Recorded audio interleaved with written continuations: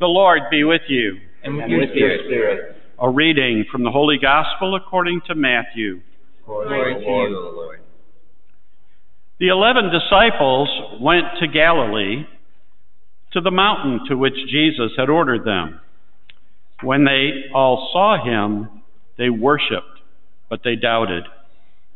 Then Jesus approached and said to them, "All power in heaven and on earth has been given to me.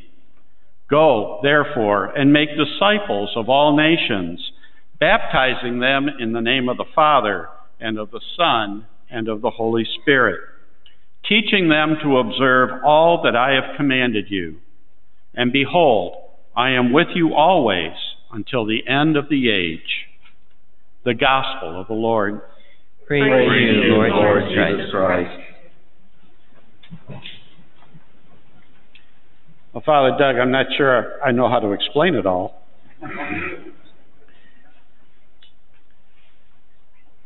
Whenever my brothers and I get together, we always tell a lot of stories. We talk about growing up in a home when all 9 of the brothers were together at one time.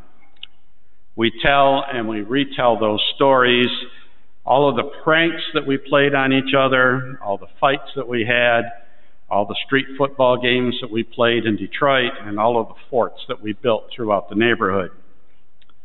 We get so excited talking about all of these stories, and usually we pick the most embarrassing to give to each other at the time. But we get passionate about those stories and about the retelling, exuberant, laughing, and joyful, and sometimes also quiet and reflective.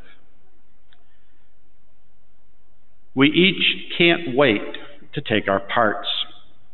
Each one of us always started these meetings together with that same phrase, "So, you remember when? ... right? And then we tell the story in all of the glorious and most of the times embarrassing details. Together, these stories form, to this very day, a very wonderful and beautiful set of memories that I have of growing up. It's a kind of a shared history, a place where the real living bond with each of us continues to grow stronger all the time. And then we kind of take a step backwards and reflect on that story. The mystery of the Trinity that we are celebrating today, it also invites us to step back in time and back in place, back maybe a respectful distance so that we can begin to watch what's going on. This movement, getting back a respectful distance, it begins with today's first reading. With listening to Moses, of all people. Even after 40 years in the desert, his speech is so full of passion. He's exuberant about the God of Israel, all that God has done, and he tells it as if it had just happened. Moses is calling on the people to use their imaginations to go back in time. And he asks, did anything so great ever happen before? Was it ever heard of? And he's talking about the experience of God speaking to him from a burning bush.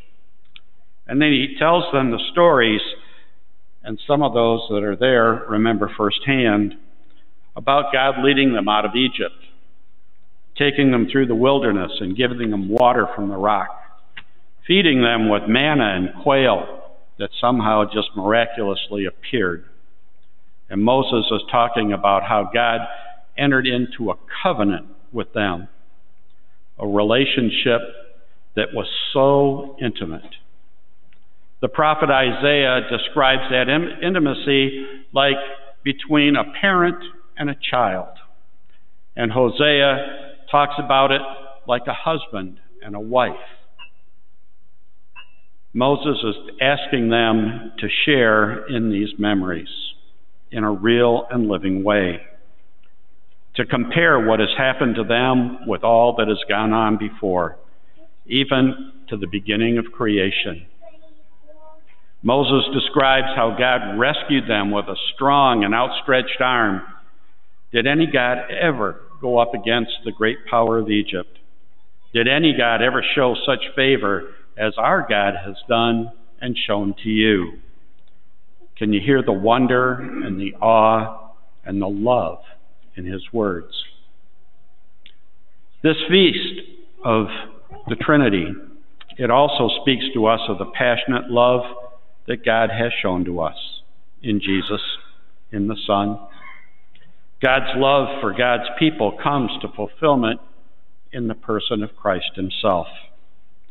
That marriage of humanity and divinity within one person.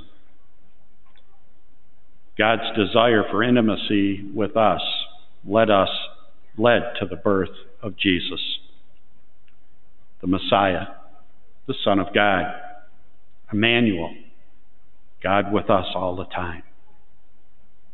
A birth that led to a violent death for us and for our salvation. And that was not the end of it. That desire for intimacy led God to draw us to be baptized in the Spirit, to become God's adopted children. The Spirit that prays with us in our joys and in our sorrows and even in our groanings, as St. Paul says. That Spirit of adoption prompts us to call on God, call out and say, Abba, Father, Dad. God's passion expresses itself not only in love for all creation, but also for each and every one of us, moving us from living in fear to living in faith. Finally, the mystery of the Trinity speaks about God committed to fidelity in that relationship. I'm with you always, even until the end of the age. When Jesus bids farewell to his followers, sending them out to baptize and to teach, he doesn't send them out alone. He promises them his presence and the gifts that we receive in confirmation, like we're going to receive Adele do today. The Spirit who gives them courage and wisdom so that they might baptize and teach unafraid and live out the mystery of the saving death of Jesus, remembered here and now in this Mass and in this Eucharist. The beauty of this mystery of our faith, the Holy Trinity, it can't be absorbed all at one time or even in one lifetime. Every so often we need to just take a step back from our business and our busyness and just focus on it, acknowledging it as a great mystery of love, a mystery that envelops our lives as individuals and as a community. We need to tell those stories, the stories of our own faith, of those things that saved us and brought us closer and closer in relationship to that God that is three. Perhaps a time will come when we too will be caught up in the wonder of it, just like Moses and Paul and all of those believers throughout the ages who laid down their lives to profess it. It's in our witnessing to one another that we retell our story that begins with creation and continues on into our future.